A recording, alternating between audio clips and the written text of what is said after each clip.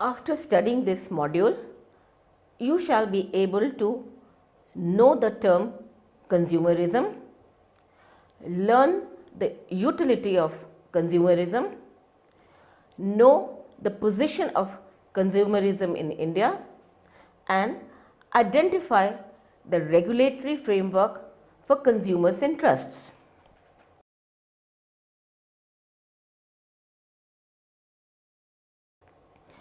Consumerism essentially means the growing wants and needs of an individual for goods and services.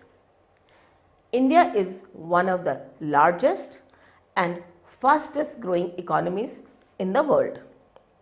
The consumer's standard of life is going higher and hence his needs are escalating as well. Consumerism in India is in a new high and refuses to show signs of budging anymore. The Indian consumer, due to his exposure of the global market, strives to get the best of the goods in his homeland. Behavior of consumers is influenced by the stage of consumerism that they are passing through. Consumerism can be understood as organized efforts of the consumers seeking to redress or remedy for dissatisfaction in the acquisition of their standard of living. This brings our focus to the consumer movement in India, which has evolved over the years.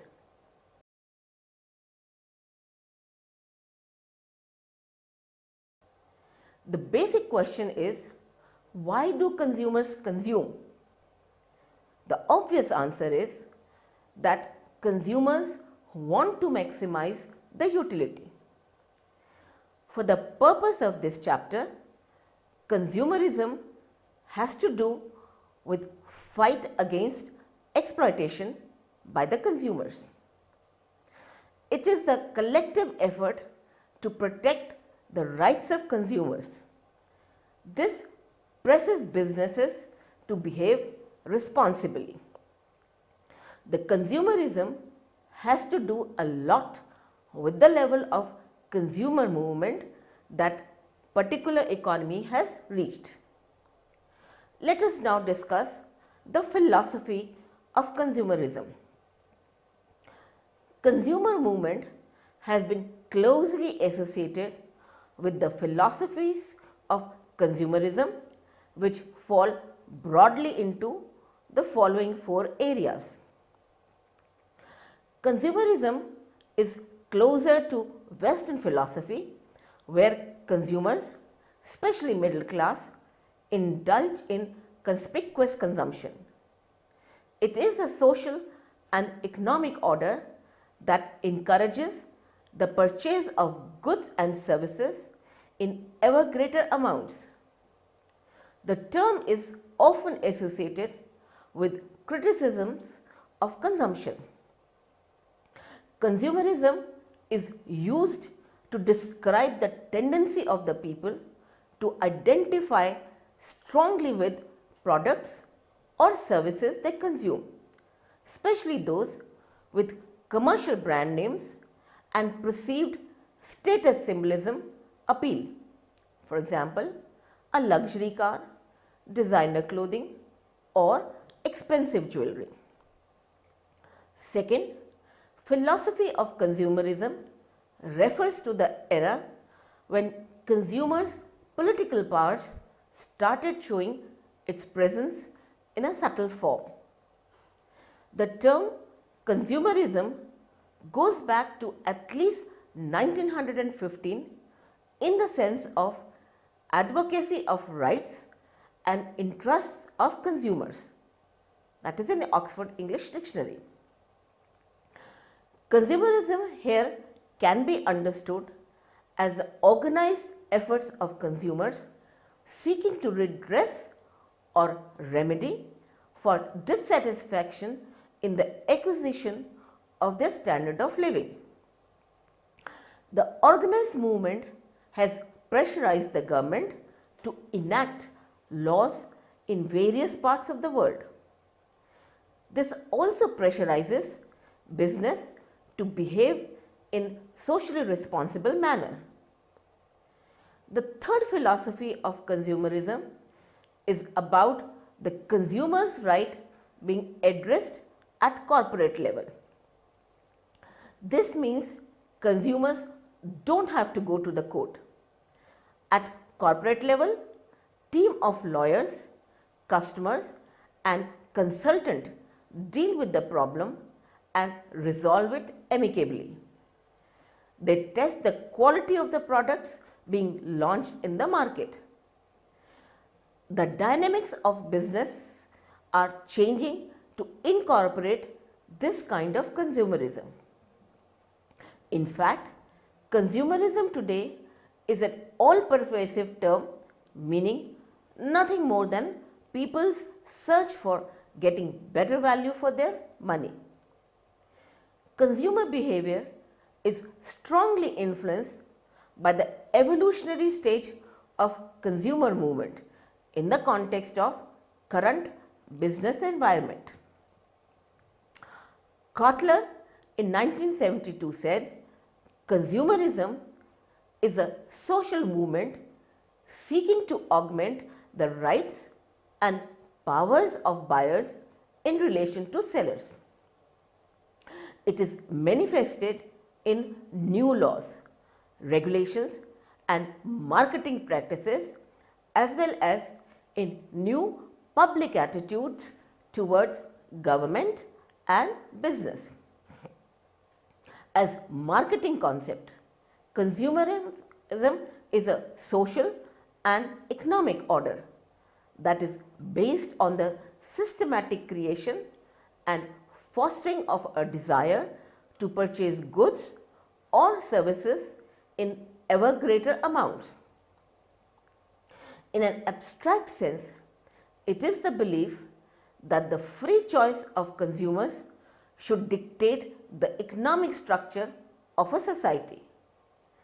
The movement seeks to protect and inform consumers by requiring such practices as honest packaging, advertising, product guarantees and improved safety standards. Consumerism is concerned with protecting consumers from all organizations with which there is exchange relationship.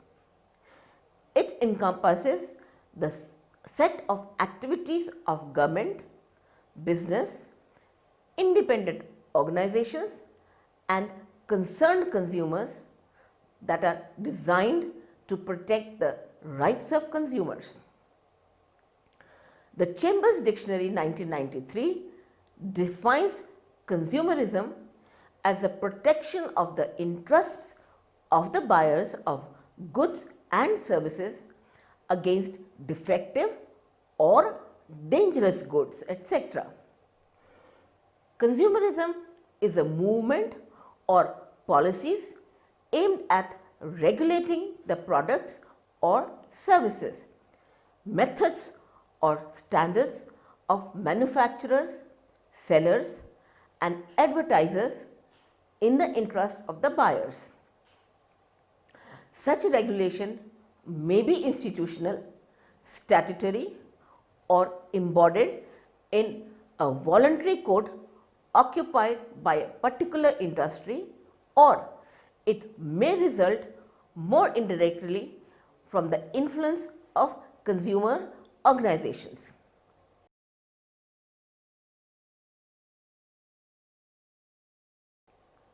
For emerging economies like India, this movement is still catching up momentum.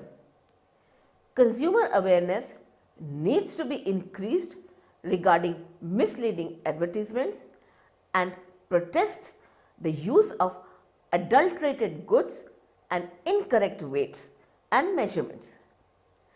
The very need for consumerism has grown because of the greed of business community. They want to make quick bucks at the cost of hapless consumers. Not only private business owners, public sector, especially utility service providers like electricity boards, railways, telephone departments cheat poor consumers. There needs to be proper consumer education to make them aware of their rights. The rights of traditional buyers are following. 1. The right not to buy a product that is offered for sale. 2. The right to expect that product will be safe. 3. The right to expect the product to perform as claimed. Consumers' right not to buy a product is of no use unless they have information, education and protection to make wise decisions.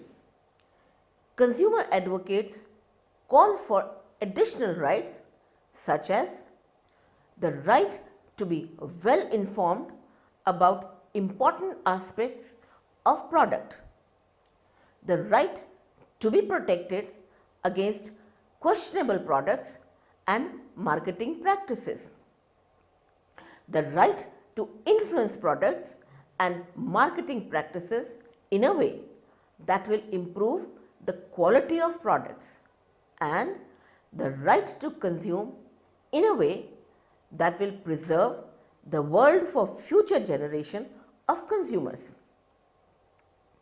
A strong consumerism results into 1. Consumerism sends indication to sellers and producers about their real needs. This helps them to develop societal marketing. 2. When consumers are in a position to protect their rights, they are not taken for granted. Businesses are forced to resort to healthy practices. 3. The government is pressurized to act to protect the consumer's right by enacting the required laws and legislation as and when they are necessary. 4. Consumers to support the producers in minimizing the imperfections of distribution. The tendency to charge exorbitant rates is discouraged. 5. Consumerism has led to more specific proposals by activists. Right to information has resulted in right to know the rate of interest being charged on loan, labeling of ingredients, date of manufacturing on the products and so on. 6. Consumerism has led to pushing proposals relating to quality of life, which has the requirement of controlling the ingredients of certain products. Similarly, proposals relating to preserving earth for future generation require use of sustainable ingredients, recycling and reducing solid wastes and managing energy consumption. It's not only for the government to pursue sustainable marketing, consumers too have to play their role towards healthy practices. India is a developing economy where not all consumers are well educated. Consumers are often exploited, misled by deceptive advertisements and packaging, poor after-sale services, adulteration and price collusion and so on. Situational factors that aid exploitation by businessmen are 1. Vast population, 2. Imbalance in income distribution, 3. Backwardness, illiteracy and ignorance, 4. Indian consumers get carried away by clever advertising. Reasons for rise in consumerism in India are: 1.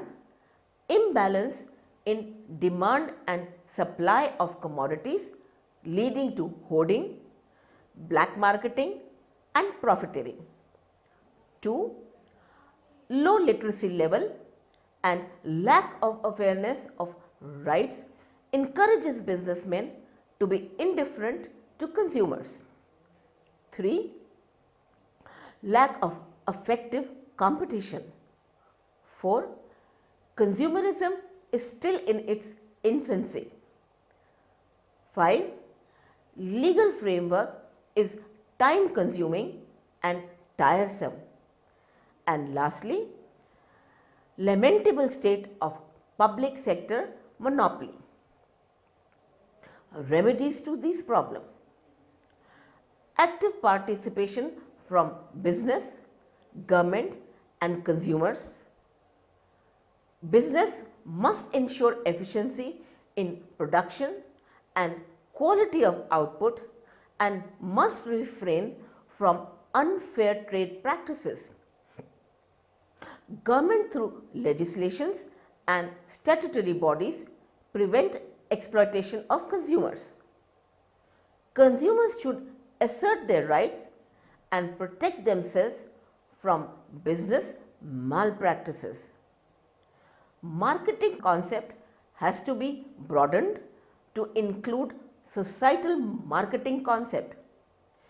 Unilever Lifebuoy's Swasthya Chetna and Tata Tea's Jago Re campaigns are example of the case.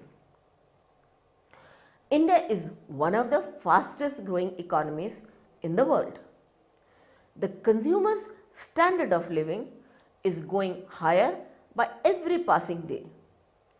The retail sector, both organized and unorganized, strive hard to cater to the vast range of Indian consumers.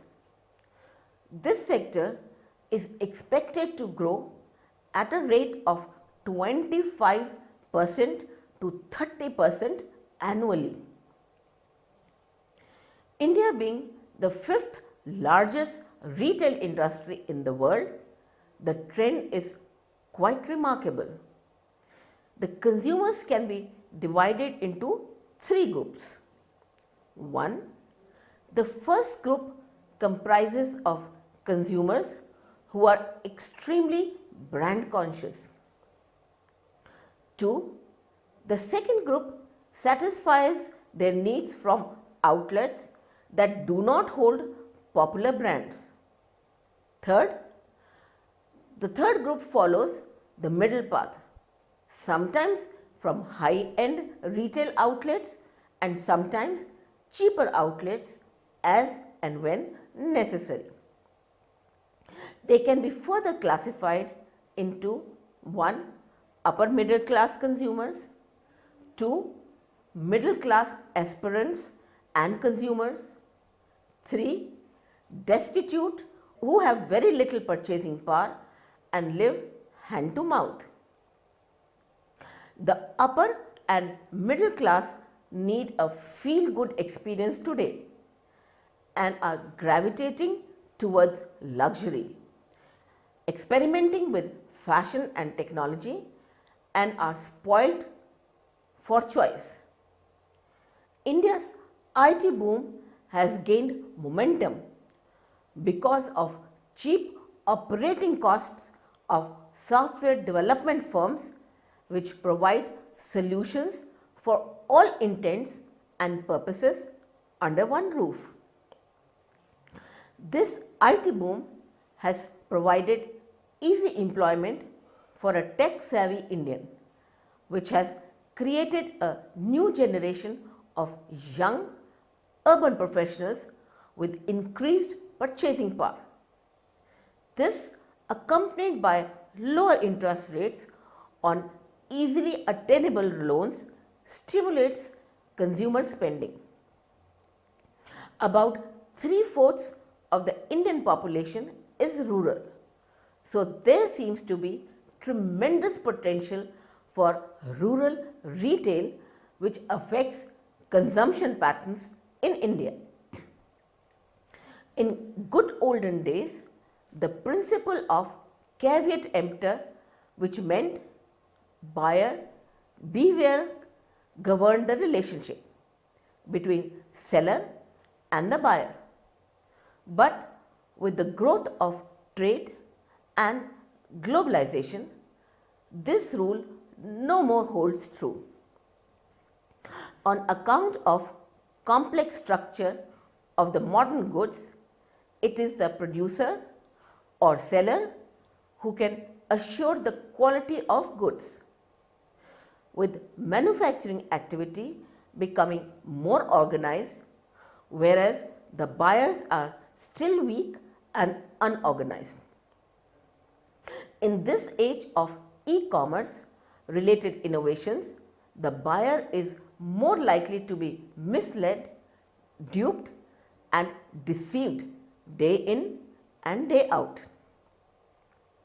In spite of all the various legislations in place, consumer apathy and lack of education among the masses have kept the consumerism in India quite weak. In the present situation, consumer protection, which is as old as consumer exploitation, has assumed greater importance.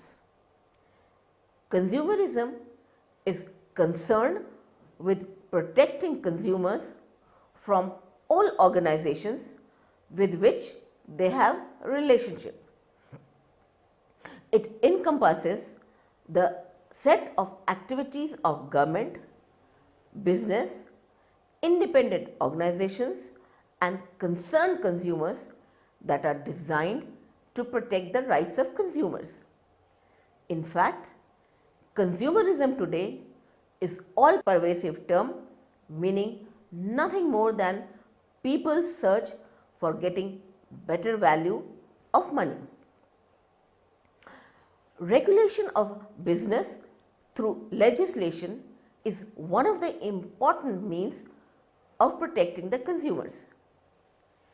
Consumerism has over the time developed into a sound force designed to aid and protect the consumer by exerting legal, moral and economic pressure on producers and providers in some of the developed countries.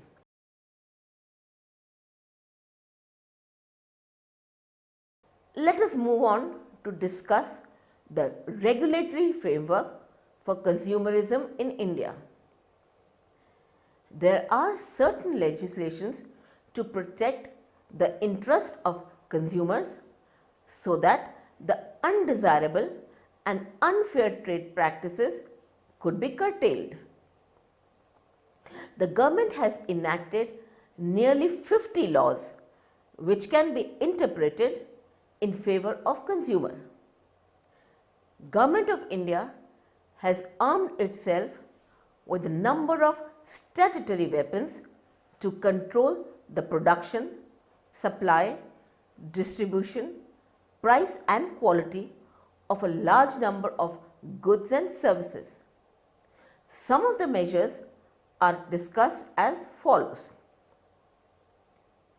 Indian Contract Act 1872. The Act deals with the buyer's right to avoid agreements made without free consent and to claim damages for the loss caused by breach of contract. Sale of Goods Act 1930. The Act is aimed at regulating the sale of goods and protecting the interests of both buyers and sellers, yet it is mainly concerned with the interests of the buyers. The Act mainly deals with implied conditions and warranties with regard to ownership, quality or fitness of goods. Industries Development and Regulation Act 1951. The development and regulation of scheduled industries are dealt with in this Act. This Act empowers central government to conduct investigations into the affairs of scheduled industries. The Act also controls the activities, performance and results of industrial undertakings in the public interest. Thus, IDRA seeks to ensure the planned industrial development of the country that has been included in the schedule to the Act.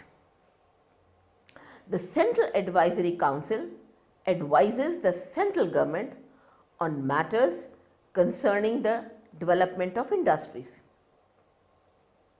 Prevention of Food Adulteration Act 1954. This Act seeks to protect the public from poisonous and harmful goods, prevent the sale of substandard foods and to protect the interests of the consumers by eliminating fraudulent practices. The Act prohibits the import of any adulterated food as well as misbranded food. The Act also provides for penalties for offences committed under this Act. Essential Commodities Act 1955. This Act gives powers to control production, supply, distribution, etc. of essential commodities for maintaining or increasing supplies and for securing their equitable distribution and availability at fair prices. Using the powers of the Act, various ministries or departments of the central government issue control orders pertaining to commodities which are essential. The list of essential commodities has been reviewed from time to time with a reference to the production and supply of these commodities, and in light of economic liberalization in consultation with the concerned ministries or departments administering these commodities. The number of essential commodities has been brought down to 7 at present through such periodic reviews.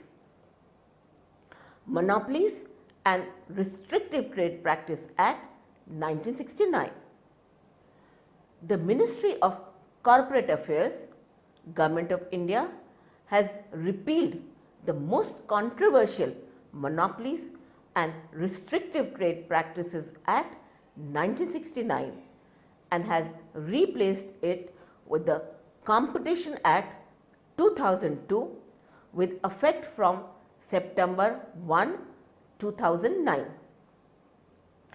MRTP Act was a grim reminder of the license quota permit Raj of the 1970s and 1980s.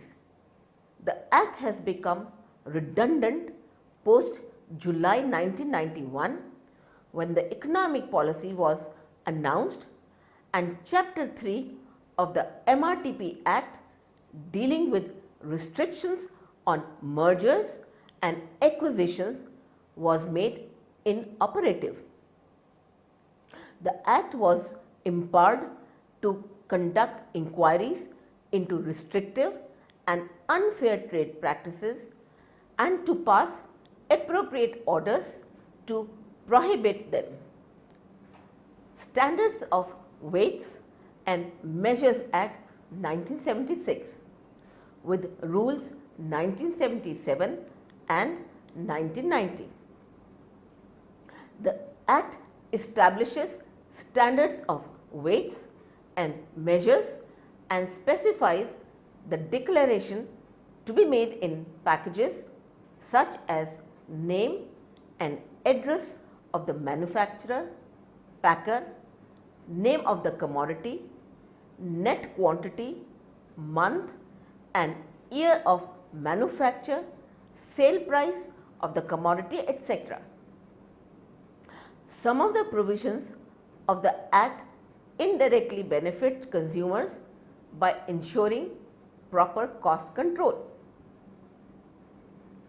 Environment Protection Act 1986, EPA. The Constitution of India clearly states that it is the duty of the state to protect and improve the environment and to safeguard the forest and wildlife of the country. The EPA 1986 came into force soon after the Bhopal gas tragedy. The Act consists of the following: A. Air, Prevention and Control of Pollution Rules 1989. B. Hazardous Wastes, that is their management and handling rules 1989. C. Water, that is its prevention and control of pollution rules 1989. This Act aims at protecting and improving the environment and prevention of hazards to human beings, other living creatures, plants and property. Consumer Protection Act 1986. The CPA 1989 was enacted to provide a simpler and quicker access to redressal of consumer grievances. The Act for the first time introduced the concept of consumer and conferred express additional rights on them. It provides means to protect consumers from getting cheated or harassed by the suppliers.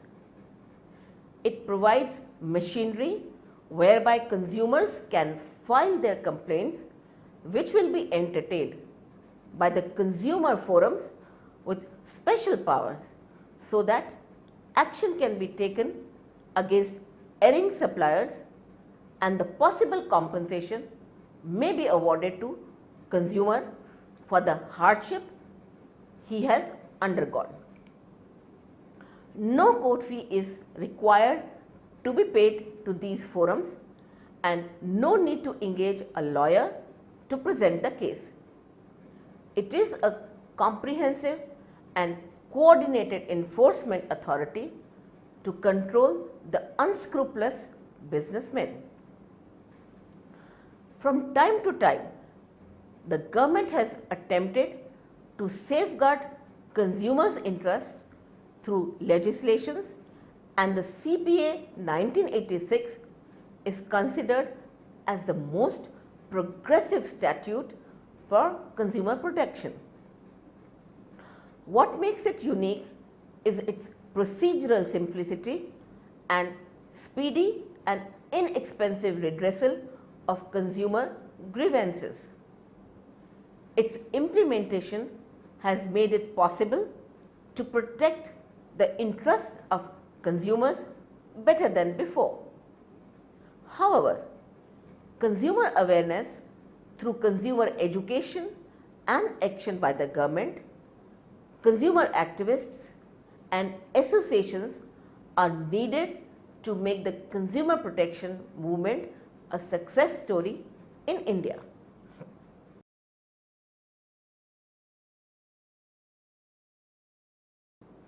Let us now recapitulate what we have learned in this module. Consumerism is a battle against exploitation. It is the collective effort by consumers, organization and government to protect the interests of the consumers. It is a social force to make business more efficient and responsible. The consumerism has to do a lot with the level of consumer movement that particular economy has reached. the dynamics of business are changing to incorporate the kind of consumerism where corporate try to resolve the conflict with the consumers at their level. In fact, consumerism today is an all-pervasive term meaning nothing more than people's search for getting better value for their money.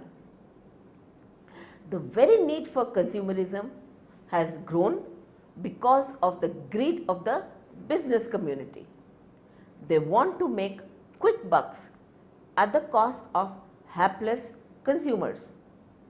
Consumerism sends indication to sellers and producers about their real needs, which help them to develop societal marketing. Though there are various legislations in place, consumer apathy and lack of education among the masses have kept the consumerism in India quite weak.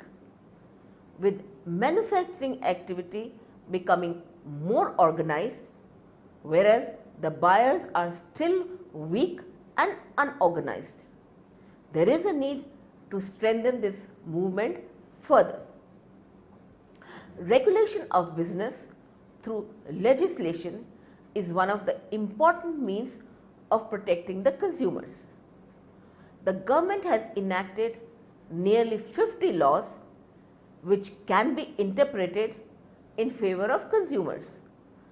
Some of these are Indian Contract Act 1872, Sale of Goods Act 1930, Industries Development and Regulation Act 1951, Prevention of Food Adulteration Act 1954, Essential Commodities Act 1955, Standard to Weights and Measurement Act 1976, Environmental Protection Act 1986, Consumer Protection Act 1986, Competition Act 2002. Out of this, the CPA 1986 is considered as the most progressive statute for consumer protection.